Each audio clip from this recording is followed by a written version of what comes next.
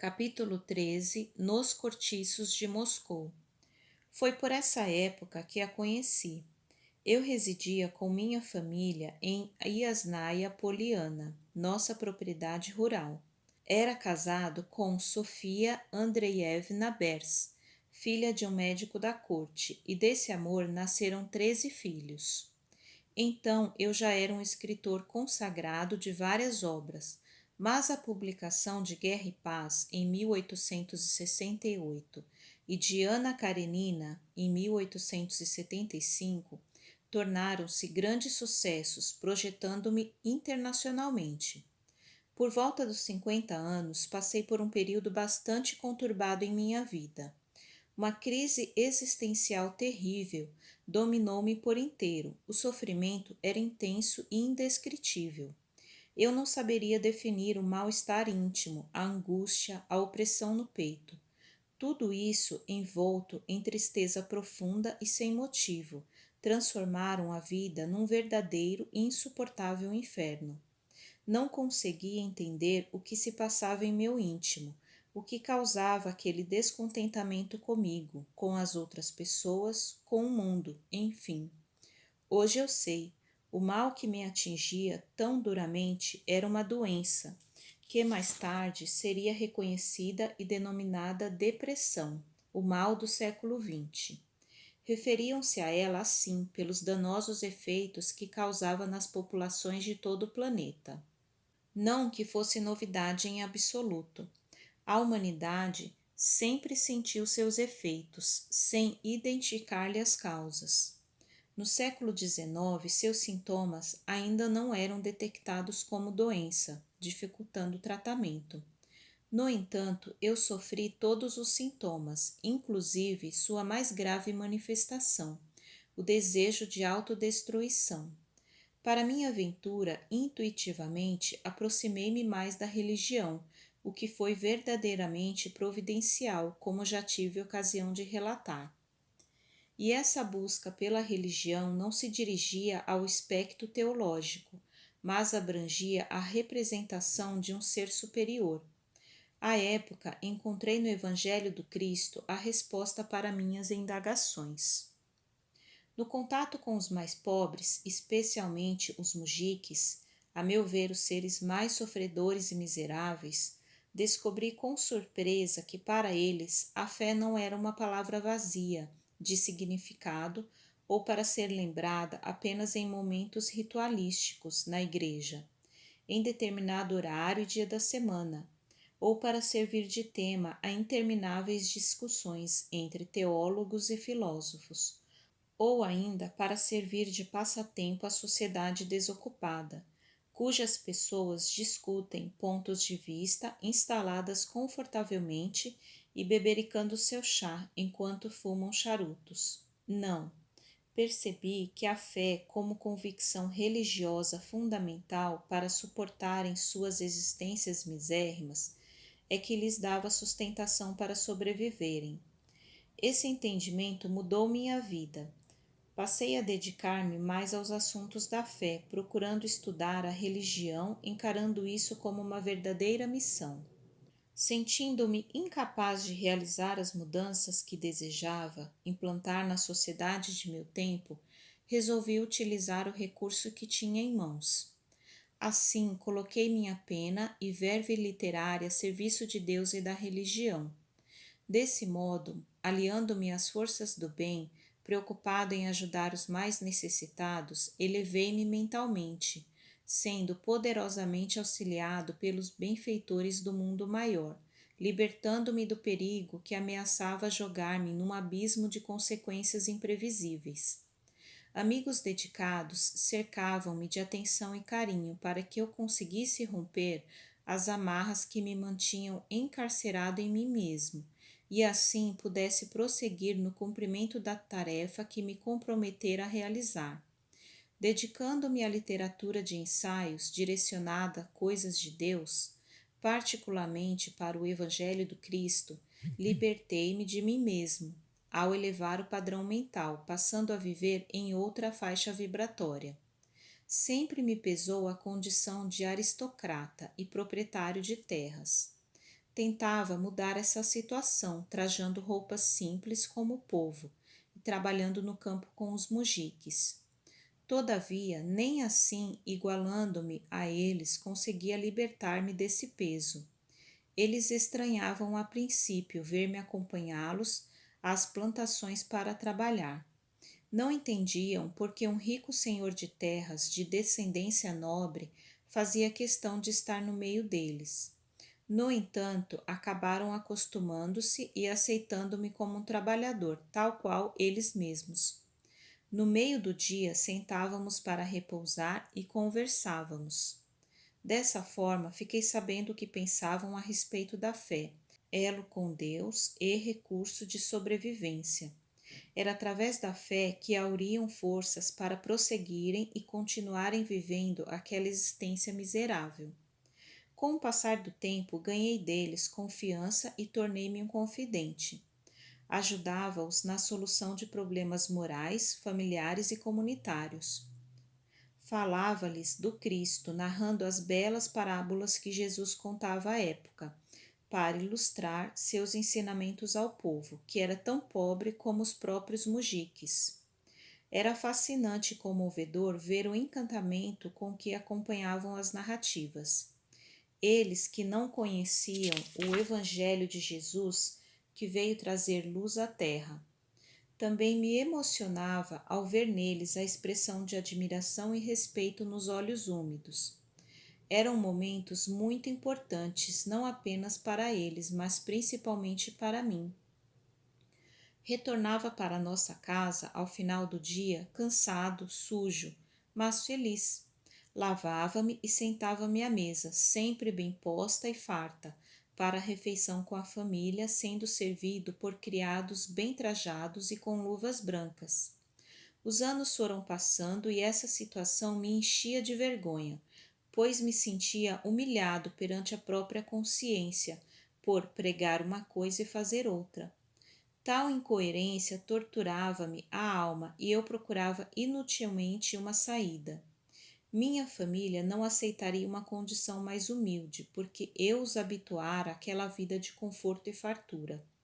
Com os filhos já crescidos, surgiu a necessidade de eles continuarem os estudos em outro local com mais recursos. Assim, depois de tudo preparado, transferimos-nos para Moscou. Sofia e eu, nossos 6 filhos, Sérgio, Tatiana, Ilia, Lev, Masha e o pequeno Petya, que ainda era um bebê, e os criados. Acostumado a uma vida mais tranquila, não me habituava ao movimento e ao barulho de Moscou. Nossa casa era enorme, mas parecia ser de papelão, uma vez que se podia ouvir tudo o que acontecia dentro dela, desde as brincadeiras das crianças até as conversas dos criados. Tudo aquilo me incomodava e eu a detestava. Ansiava retornar para Yasnaya Poliana, onde me acostumava a andar pelos campos de trigo, de centeio, cevada e aveia, conversar e trabalhar com os mujiques. Desse modo, minha insatisfação e desgosto chegaram a um ponto que não suportei mais. Deixei Sofia com os filhos em Moscou e retornei para nossa propriedade rural. No entanto, com o passar do tempo, minha esposa mandou-me uma carta na qual reclamava do acúmulo de responsabilidades, com a instalação e gerência da casa, da contratação de empregados, da aquisição de carros e de cavalos, de cuidar de tudo que dizia respeito aos filhos, como procurar professores para as crianças e conseguir vagas nas escolas, entre outras coisas. Era demais para ela, sentia-se sobrecarregada. Então, achei-me na obrigação de retornar a Moscou, embora a contragosto.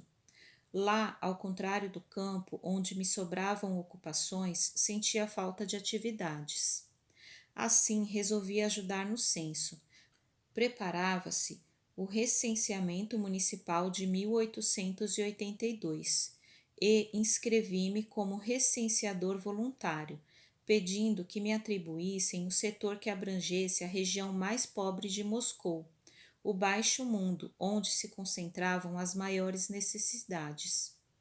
É óbvio que não tive nenhuma dificuldade em consegui-lo, pois era local a que ninguém voluntariamente iria. Assim, visitei os cortiços de Moscou, já relatado em outra oportunidade, onde deparei com uma situação de miserabilidade jamais vista em toda a minha vida. Famílias habitando cômodos infectos, crianças cheias de doenças, falta de comida e de higiene. Os excrementos eram jogados a céu aberto e a fedentina tornava insuportável a permanência no local. Entretanto, era ali que eles viviam, sem alimentação, sem roupas, sem aquecimento no inverno. Foi sem dúvida a experiência mais traumatizante que vivenciei e me abalou profundamente. Nunca mais esqueci aqueles rostos esquálidos e esfaimados. Diante desse quadro, concluí que a situação dos mujiques, que tanto me incomodava, era infinitamente melhor que a daqueles miseráveis que encontrara ali nos cortiços. Aos mujiques, libertados oficialmente em 1861 e cuja situação na Rússia até 1868 era de verdadeiros escravos, nada faltava, pelo menos aos que trabalhavam em minha propriedade. Levavam vida simples, é verdade, porém cada família tinha sua isba, comida e no inverno tão inclemente em nosso país não lhes faltava agasalhos. Com o coração em frangalhos, descobri que a miséria na cidade grande era bem maior, mais intensa e mais dolorida do que a encontrada no campo, onde a fartura de grãos, no mínimo, lhe supria a fome do estômago. Assim, era cheio de piedade que conversava com os moradores dos cortiços, ouvia suas queixas, suas necessidades e suas histórias. De todas essas pessoas, porém, houve uma que me tocou profundamente o coração. Certo dia, cheguei aos cortiços e enveredei por uma viela, dando continuidade ao meu serviço. No meio da imundície, sentada num montículo de musgo, vi a imagem mais bela que jamais se me deparou.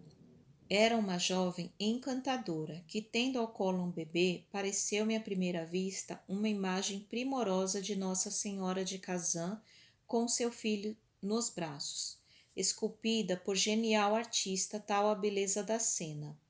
A jovem assemelhava-se a uma flor que houvesse nascido no meio do pântano e que florescia em graça e perfume. Seus olhos tristes eram de uma beleza sem par. A pele, de tonalidade clara e acetinada, parecia modelada em alabastro, e seus cabelos negros e brilhantes desciam pelos ombros em cascatas. Aproximei-me e dirigi-lhe a palavra, apresentando-me e procurando conter a forte impressão que ela me causara. Depois perguntei-lhe: Minha filha, você também mora aqui? Ela levantou a cabeça e notei em seu rosto de Madonna uma sombra que impedia o brilho de seu olhar. Sim, Barini, moro de favor no cortiço de Andrei e sua família. A voz era educada e ela pronunciava bem as palavras, diferentemente das pessoas sem instrução. Seus gestos eram delicados e tudo nela transpirava finura de trato. Ah, e onde está o pai de seu filho? Ele morreu, Barini. Apiedado da sorte daquela moça, exclamei. Lamento muito, é ainda tão jovem e já viúva. Ah, Barini, a desgraça não escolhe idade. Todavia, como pode ver, apesar de tudo, estou amparada e nada me falta. Fiel ao propósito que ali me levara, visto que tinha uma tarefa a cumprir, passei a fazer-lhe perguntas. Assim, fiquei sabendo que ela era natural de uma das aldeias dos Montes Urais e que, se apaixonando perdidamente por um cossaco, partira com ele, deixando a família e os amigos. Com melancolia, ela concluiu: Infelizmente, meu amado veio a falecer pouco depois, sem saber que eu esperava um filho dele. A essas lembranças, lágrimas verteram de seus olhos escuros e tristes, e eu nunca mais pude esquecê-la. Voltei outras vezes para conversar com Ludmila e tornamo-nos amigos. Do jeito que podia, procurei tornar-lhe a vida melhor. Levava-lhe guloseimas, roupas que minhas filhas já não usavam e muito mais, e ela repartia essas coisas com seus protetores.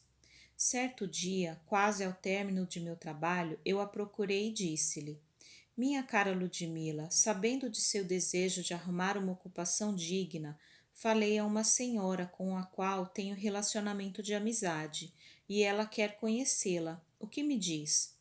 Abriu o belo semblante num sorriso mais esperançoso e respondeu-me: Senhor, aceito com prazer. Aliás, trabalhar é só o que desejo na vida. Suspirei ao ver alguém tão jovem e tão desiludida. Não diga isso, Ludmila. Você tem a vida toda pela frente. É muito jovem e ainda há de encontrar alguém que a faça feliz.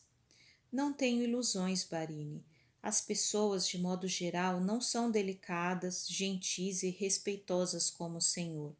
Os homens, ao verem uma mulher sozinha, logo querem aproveitar-se, fazendo propostas indignas. Baixei a cabeça a essas palavras, concordando com ela.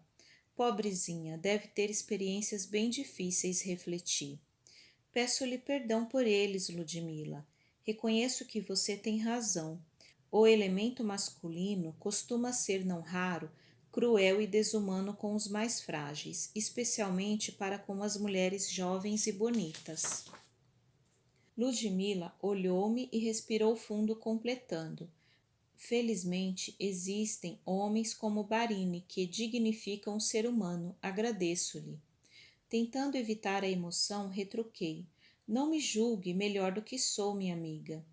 Então, quando posso vir buscá-la? Quando Barini quiser, amanhã mesmo, se for possível.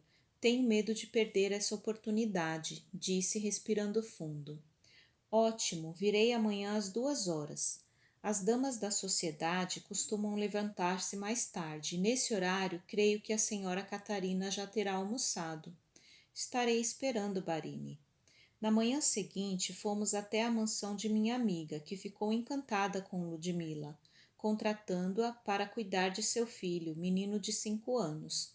Retornamos ao cortiço e Ludmila pôde dar a boa nova a Andrei, Ana e Rude, que receberam a notícia com reações diferentes.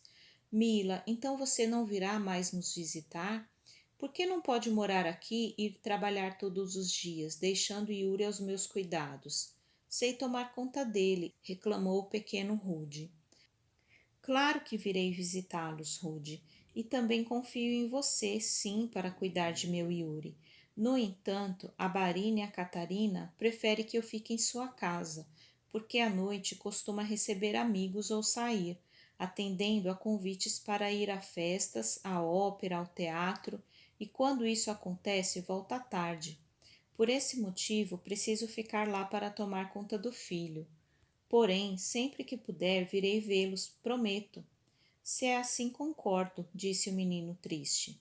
Todos sorriram, e Ana, levando uma ponta do avental aos olhos para enxugar uma lágrima, lamentou. Sentirei sua falta, Mila. Nesse tempo que está conosco, aprendi a conhecê-la e apreciá-la. Hoje a considero como uma verdadeira filha. Aprendi muito com você.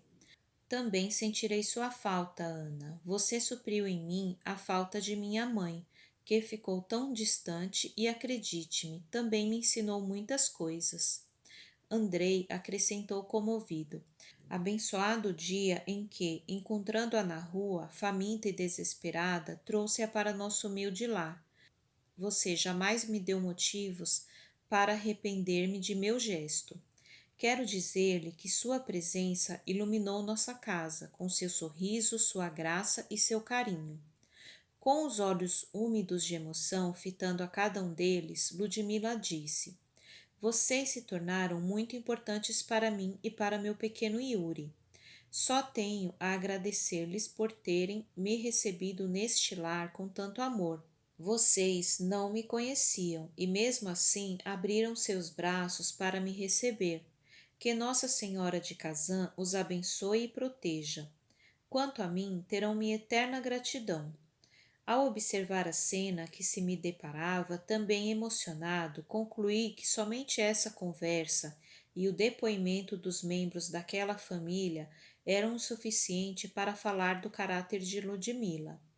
Em pouco tempo, ela se fizera amada por todos e os amava também, numa reciprocidade realmente comovente. Satisfeito, despedi-me dos amigos e retornei à minha casa. Deixara com Ludmila o endereço de novo serviço e algum dinheiro, para que pudesse tomar um veículo de aluguel. Na manhã seguinte, Ludmila despediu-se da família com abraços cheios de afeto e partiu rumo a uma nova vida. Ao chegar à mansão, apresentou-se e foi introduzida pelo mordomo que a esperava. Acompanhe-me. Caminhou à sua frente, dirigindo-se aos fundos da mansão, área reservada à criadagem. Havia um grande corredor com portas de ambos os lados. Abriu uma delas e lhe disse: Este será seu aposento. Terá toda a manhã para instalar-se. Depois deverá apresentar-se à senhora que a aguarda. Entendido? Sim. E meu filho? Ficará aqui. Estamos perto da cozinha e sempre alguém poderá ver como ele está. Além disso, temos várias meninas, filhas de criados que poderão cuidar dele. Após essas palavras frias, o mordomo afastou-se, empertigado. Ludmila olhou o quartinho que lhe reservaram, bem melhor do que o que tinha no cortiço de Andrei, e sorriu melancólica, murmurando para si mesma: Ainda prefiro o outro, onde havia carinho, a este que me parece vazio e frio. Observou o aposento empoeirado e precisando de uma boa faxina. O mobiliário era simples, mas suficiente às suas necessidades. Havia um leito grande, uma cadeira, uma pequena mesa e sobre ela uma candeia, num canto um grande baú. Saiu e encontrou uma vassoura e um pano. Forrou o chão com uma manta e colocou Yuri sobre o leito. Depois varreu e espanou tudo, deixando o recinto com outra aparência. Ao terminar, percebeu que, providencialmente, Yuri adormecera. Estava cansado e com fome. Dirigiu-se à cozinha e, ao vê-la, as criadas olharam-na da cabeça aos pés. Elas estavam comendo e a recém-chegada apresentou-se. Sou Ludmila, a nova criada que vai cuidar do menino. Seja bem-vinda, Ludmila, disse uma delas que mexia uma panela fumegante. Por gentileza, tenho um filho que está dormindo no quarto aqui perto. Se alguém puder dar uma olhada nele, eu ficaria muito grata. Pode deixar, aqui todos se ajudam. Obrigada, agora preciso apresentar-me à senhora. Como faço? Não se preocupe. Herbert, o mordomo, virá buscá-la. Ao observar o olhar de Ludmila endereçado ao prato das criadas, a cozinheira sugeriu: Ainda é cedo, Ludmila. A Barínia não se levantou. Sente-se e almoce. Ludmila não esperou que repetissem o convite. Sentou-se e a cozinheira trouxe-lhe um grande prato de comida que ela comeu com prazer. Mais refeita, Ludmila agradeceu e conversou com as demais criadas que ali estavam, informando-se dos hábitos da casa. Depois voltou para o quarto e, vendo que Yuri continuava dormindo, andou um pouco pelos arredores até o jardim. Encontrou um garoto brincando na relva e começou a conversar com ele. De repente levou um susto. Esquecera-se de que devia se apresentar à senhora. Despediu-se do menino e voltou rápido. Bem a tempo. O mordomo viera buscá-la para levá-la até a senhora. Ele fez um sinal para que o seguisse, pondo-se a caminhar à sua frente. Atravessaram corredores e salas, subiram escadarias, novo corredor com portas de ambos os lados, e ao final de uma galeria viu uma parede quase totalmente de vidro, que dava para um jardim de inverno. Acomodada em confortável poltrona estava Barínia Catarina. Ao vê-la, a dama sorriu. Ah, vejo que chegou, Ludmila. Herbert instalou-a convenientemente? Sim, senhora. Muito bem, quero que conheça meu filho, Ergon. Mande trazê-lo, Herbert, ordenou.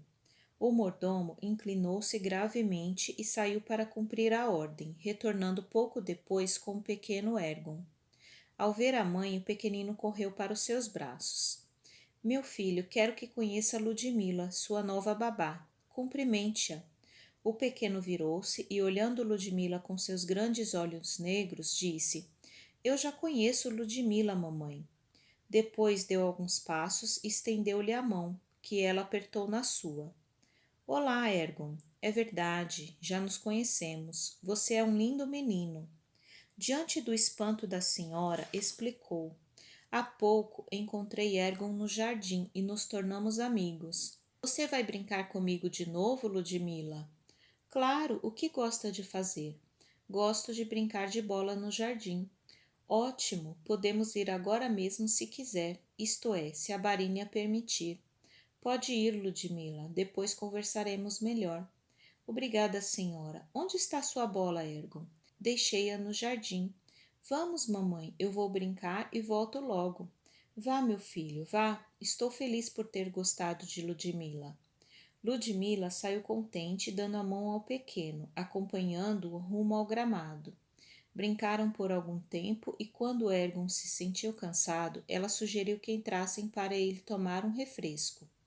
O dia passou e Ludmila nem percebeu, ocupada com o garoto. De vez em quando o levava até seu quarto para ver se Yuri estava bem. Por que ele não pode vir brincar conosco? Perguntou Ergon. Ele ainda é muito pequeno, Ergon. Mais tarde, quando crescer e se sua mãe deixar, quem sabe? À noite, antes de colocar Ergon para dormir, Ludmila levou-o para dar boa noite à sua mãe. Então já vai dormir, meu querido? Sim, mamãe. Como foi seu dia? Muito bom, brincamos bastante. A senhora deixa o bebê da Mila brincar comigo quando ele crescer? Ainda é muito cedo para isso, meu filho, disse ela sorrindo. Eu sei, mas a senhora deixa? Deixo. Boa noite, mamãe. Boa noite, meu filho. Durma bem. Ludmila levou-o para o quarto e, como ele ainda não estivesse com sono, contou-lhe uma linda história. Ao terminar, Ergon adormecera.